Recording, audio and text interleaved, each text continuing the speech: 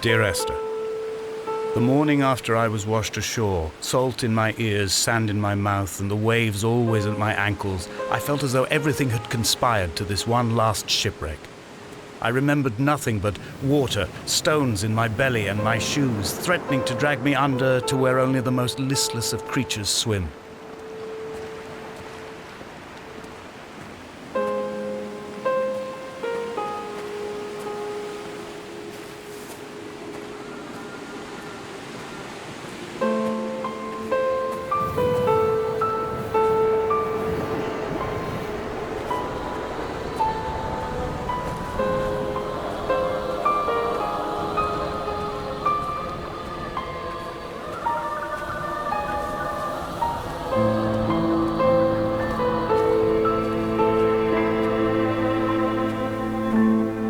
Donnelly reported the legend of the hermit, a holy man who sought solitude in its most pure form.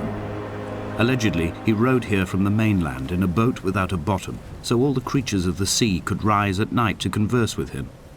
How disappointed he must have been with their chatter. Perhaps now, when all that haunts the ocean is the rubbish dumped from the tankers, he'd find more peace. They say he threw his arms wide in a valley on the south side, and the cliff opened up to provide him shelter. They say he died of fever 116 years later. The shepherds left gifts for him at the mouth of the cave, but Donnelly records they never claimed to have seen him. I have visited the cave and I have left my gifts, but like them, I appear to be an unworthy subject of his solitude.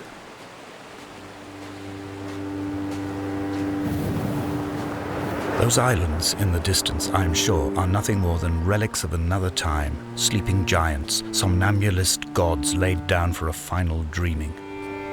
I wash the sand from my lips and grip my wrist ever more tightly. My shaking arms will not support my fading diaries.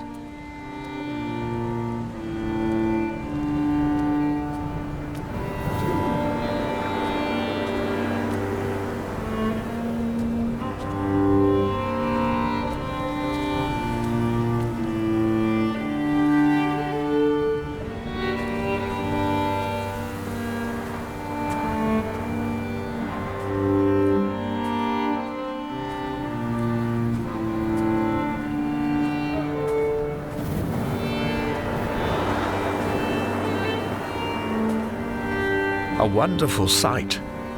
The moon cresting the junction between the cliff path and the stone circle. It cast a shadow of the ridge across the beach, all the world as if you had signed your name in untidy handwriting.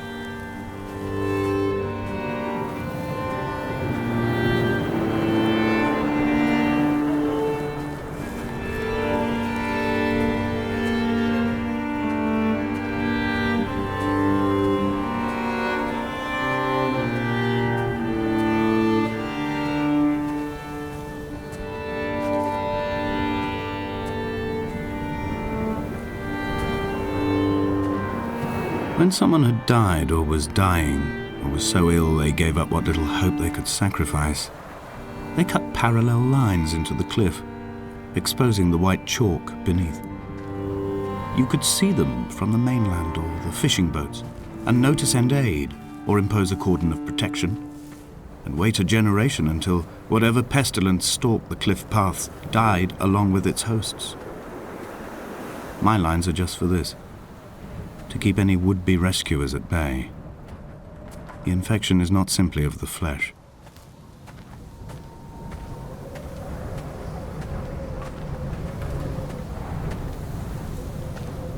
I quote directly: a motley lot with little to recommend them.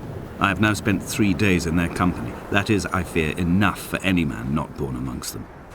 Despite their tedious inclination to quote scripture, they seem to me the most God-forsaken of all the inhabitants of the outer isles. Indeed, in this case, the very gravity of that term, forsaken by God, seems to find its very apex. It appears to me that Donnelly, too, found those who wander this shoreline to be adrift from any chance of redemption. Did he include himself in that, I wonder?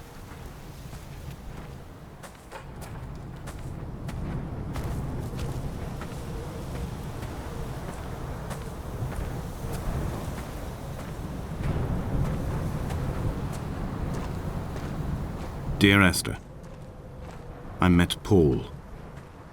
I made my own little pilgrimage. My Damascus, a small semi-detached on the outskirts of Wolverhampton. We drank coffee in his kitchen and tried to connect to one another. Although he knew I hadn't come in search of an apology, reason or retribution, he still spiraled in panic, thrown high and lucid by his own dented bonnet. Responsibility had made him old. Like us, he'd already passed beyond any conceivable boundary of life.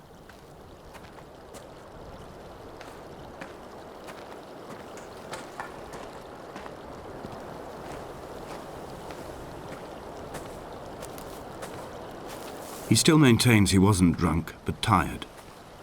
I can't make the judgment or the distinction anymore. I was drunk when I landed here, and tired too.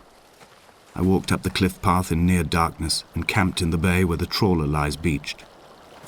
It was only at dawn that I saw the bothy and decided to make my temporary lodgings there.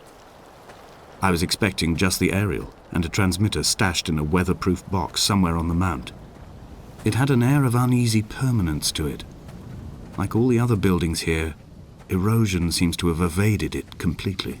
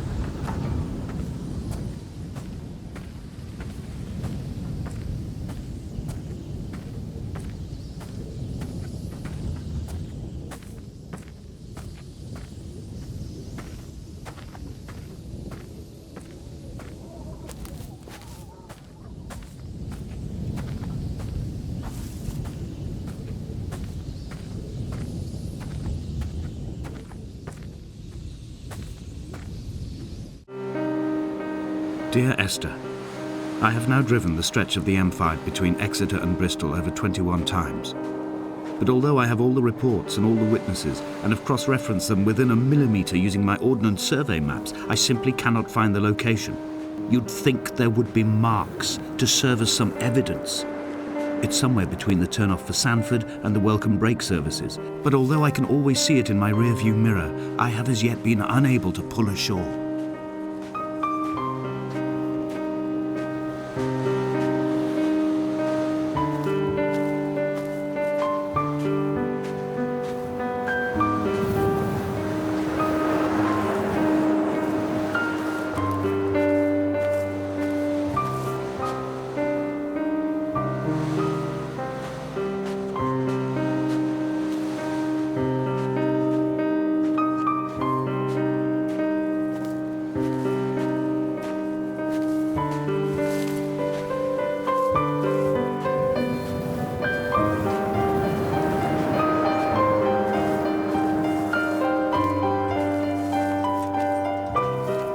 I had kidney stones and you visited me in the hospital.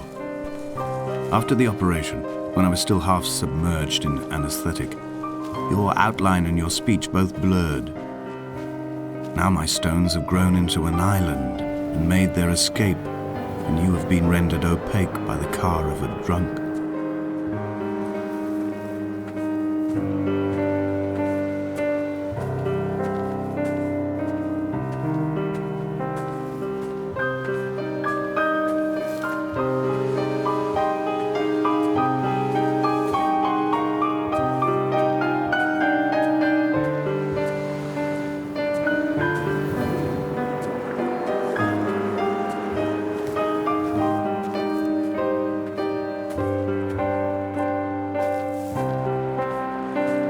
I've begun my ascent on the green slope of the western side. I've looked deep into the mountain from the shaft and understood that I must go up and then find the way under. I will stash the last vestiges of my civilization in the stone walls and work deeper from there. I'm drawn by the aerial and the cliff edge. There is some form of rebirth waiting for me there.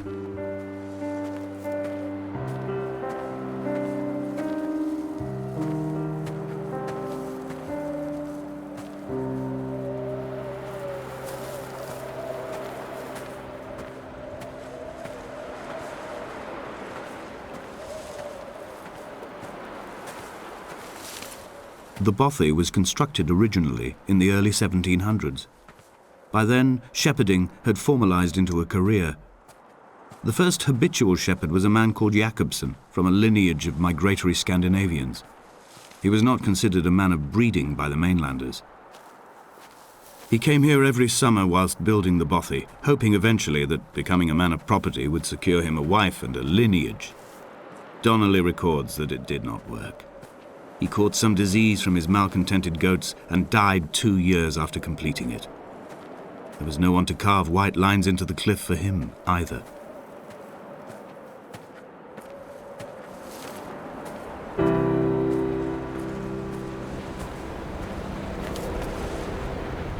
Inventory. A trestle table we spread wallpaper on in our first home. A folding chair. I laughed at you for bringing camping in the lakes. I was uncomfortable later and you laughed then. This diary, the bed with the broken springs. Once asleep you have to remember not to dream. A change of clothes. Donnelly's book, stolen from Edinburgh Library on the way here.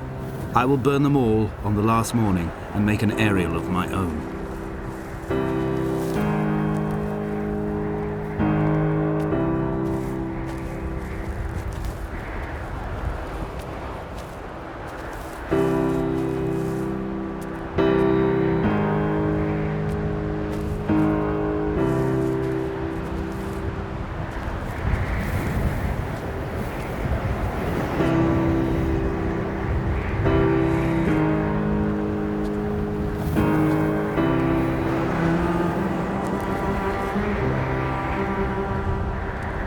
He left his body to the medical school and was duly opened out for a crowd of students 21 days after his passing. The report is included in my edition of his book. The syphilis had torn through his guts like a drunk driver, scrambling his organs like eggs on a plate. But enough definition remained for a cursory examination, and, as I suspected, they found clear evidence of kidney stones. He's likely to have spent the last years of his life in considerable pain. Perhaps this is the root of his laudanum habit. Although its use makes him an unreliable witness, I find myself increasingly drawn into his orbit.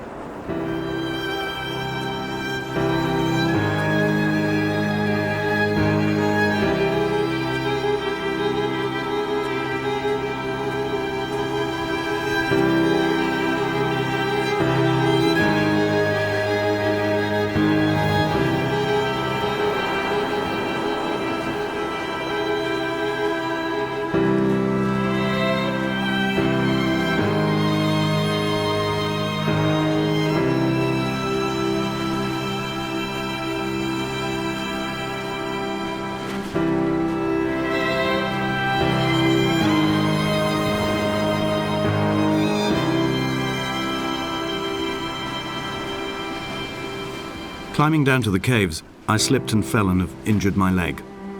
I think the femur is broken. It is clearly infected. The skin has turned a bright, tight pink, and the pain is crashing in on waves, winter tides against my shoreline, drowning out the ache of my stones. I struggled back to the bothy to rest, but it has become clear that there is only one way this is likely to end. The medical supplies I looted from the trawler have suddenly found their purpose. They will keep me lucid for my final ascent.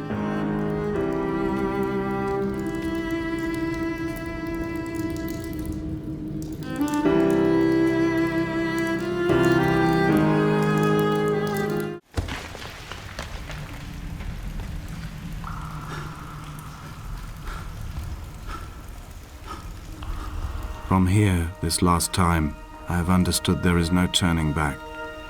The torch is failing along with my resolve. I can hear the singing of the sea creatures from the passages above me, and they are promising the return of the gulls.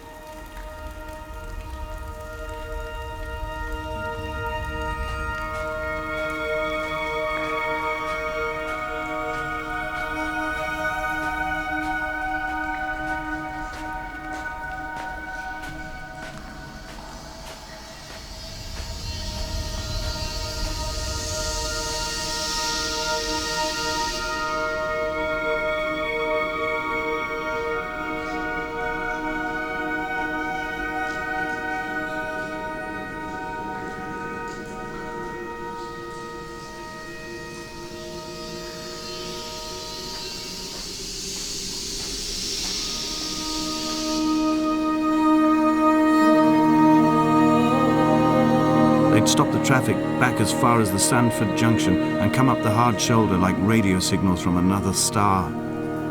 It took 21 minutes for them to arrive. I watched Paul time it to the second on his watch.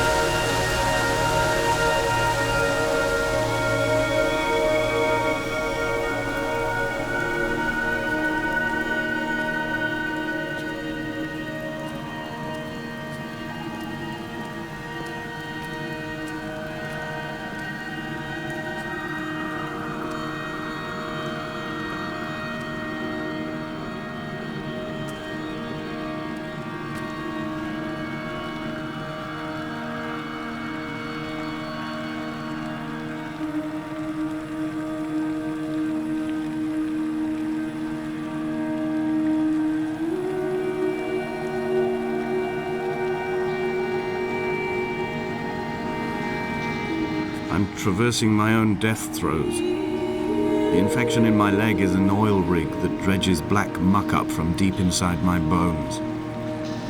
I swallow fistfuls of diazepam and paracetamol to stay conscious. The pain flows through me like an underground sea.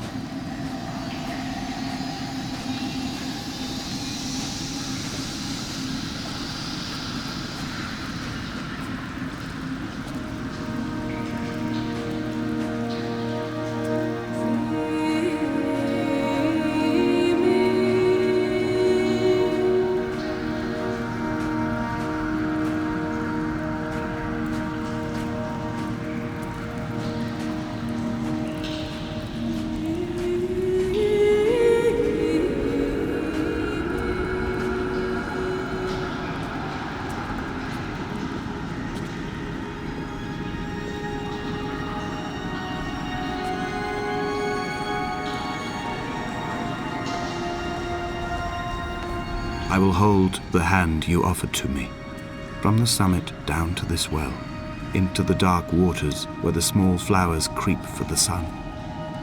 Headlights are reflected in your retinas, moonlit in the shadow of the crematorium chimney.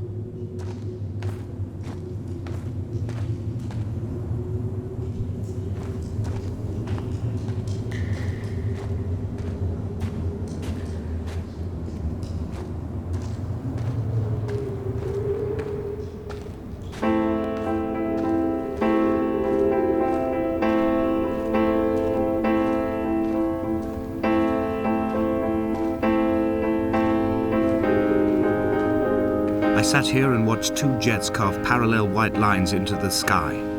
They charted their course, and I followed them for 21 minutes until they turned off near Sanford and were lost.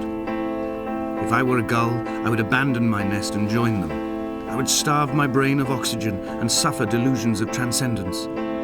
I would tear the bottom from my boat and sail across the motorways until I reached this island once again.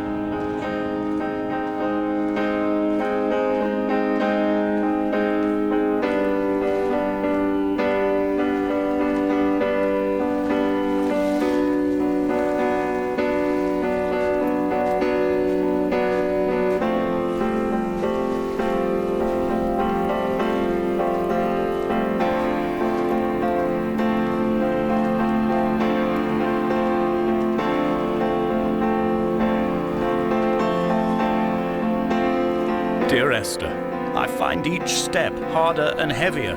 I drag Donnelly's corpse on my back across these rocks, and all I hear are his whispers of guilt, his reminders, his burnt letters, his neatly folded clothes. He tells me I was not drunk at all.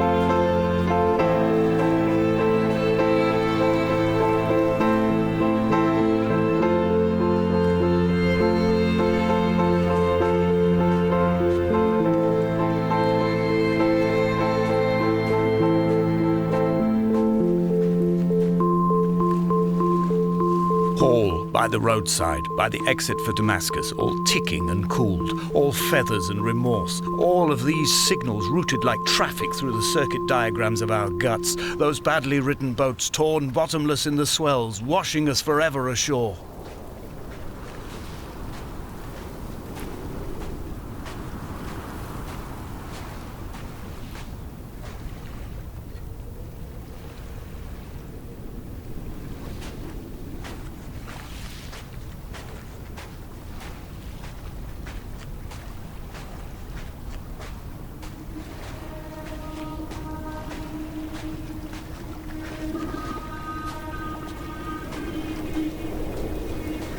From here, I can see my armada. I collected all the letters I'd ever meant to send to you, if I'd have ever made it to the mainland, but had instead collected at the bottom of my rucksack, and I spread them out along the lost beach. Then I took each and every one, and I folded them into boats. I folded you into the creases, and then, as the sun was setting, I set the fleet to sail. Shattered into 21 pieces, I consigned you to the Atlantic, and I sat here until I'd watched all of you sink.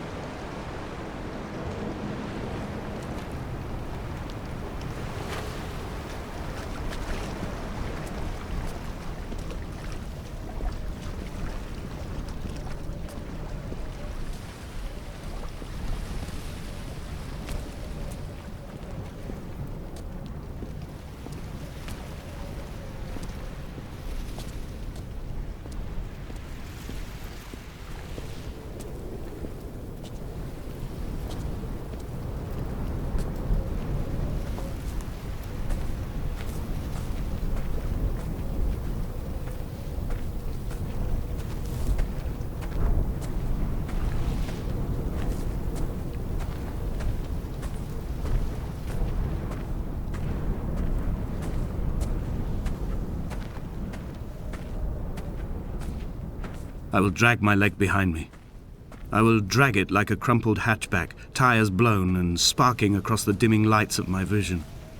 I'm running out of painkillers and am following the flicker of the moon home. When Paul keeled over dead on the road to Damascus, they restarted his heart with the jump leads from a crumpled hatchback. It took 21 attempts to convince it to wake up.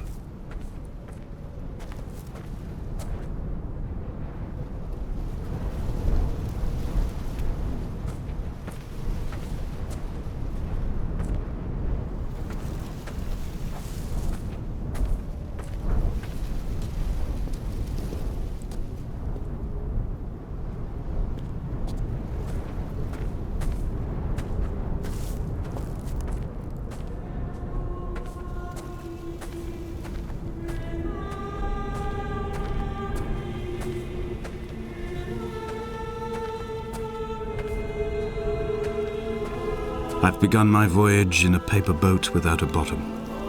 I will fly to the moon in it. I've been folded along a crease in time, a weakness in the sheet of life. Now you've settled on the opposite side of the paper to me. I can see your traces in the ink that soaks through the fiber, the pulped vegetation. When we become waterlogged and the cage disintegrates, we will intermingle. When this paper aeroplane leaves the cliff edge and casts parallel vapor trails in the dark, we will come together.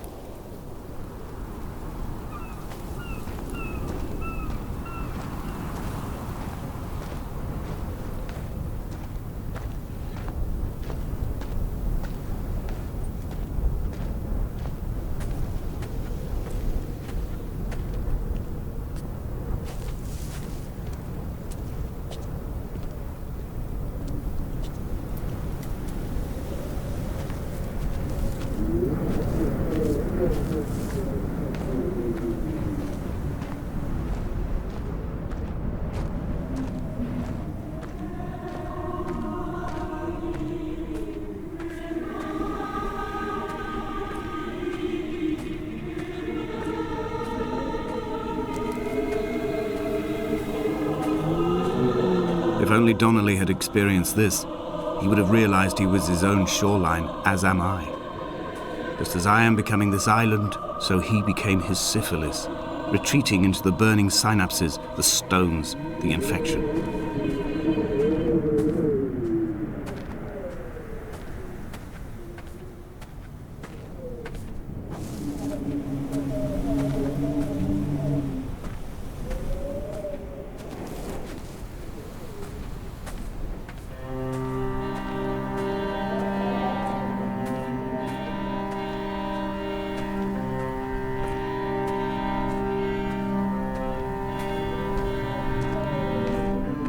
Headlights reflected in these retinas, too long in the tunnels of my island without a bottom. The sea creatures have risen to the surface, but the gulls are not here to carry them back to their nests. I've become fixed, open and staring, an eye turned on itself. I've become an infected leg whose tracking lines form a perfect map of the junctions of the M5. I will take the exit at mid-thigh and plummet to my Esther.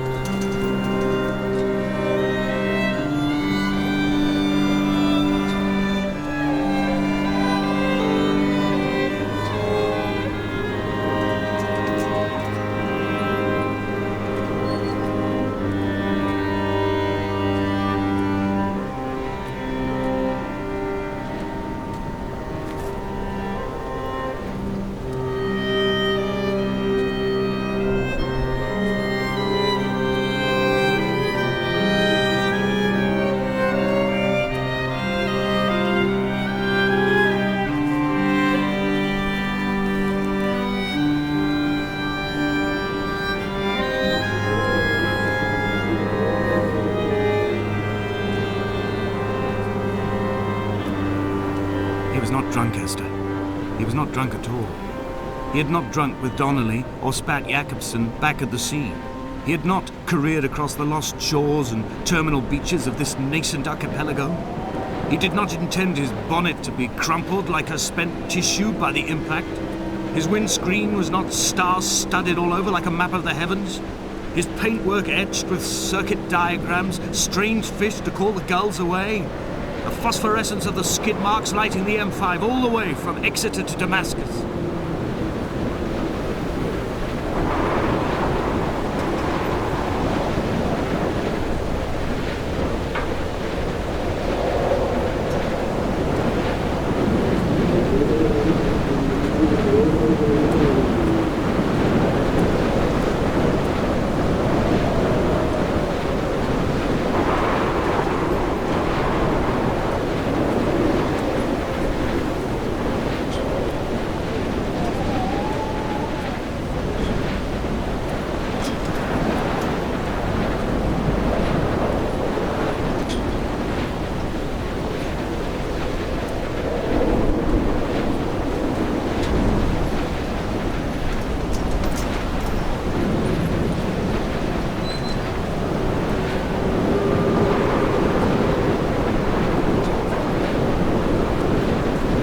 I am the Ariel. In my passing, I will send news to each and every star.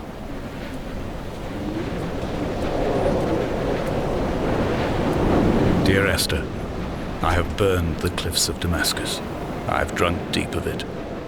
My heart is my leg, and a black line etched on the paper all along this boat without a bottom. You are all the world like a nest to me. Eggs unbroken form like fossils, come together, send small black flowers to the air. From this infection, hope. From this island, flight. From this grief, love.